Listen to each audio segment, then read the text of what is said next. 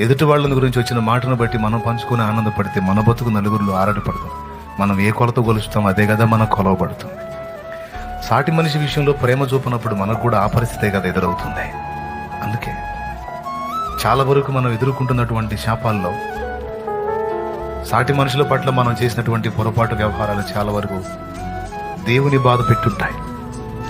అది మనకు అర్థం కావడానికి కొన్ని రకాల పరిస్థితులు మన బ్రతుకులు అనుమతిస్తాడు ఆయన.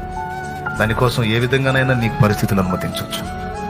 అందుకే ఆ శాపగ్రస్తమైన జీవితం నీకు రాకుండానట్లు, ఆశీర్వాద కారణంగా నీవు ఉండునట్లు నీవేంటో నువ్వు గుర్తుపట్టి నీ ప్రభువేంటో తెలుసుకొని ఆయన మనసును సాధన చేసి సాటివారి పట్ల దేవుని ప్రేమను కనపరచు. సాటి మనుషుల్ని అవకాశం ఉన్నంత వరకు అర్థం చేసుకోవడానికి ప్రయత్నించు.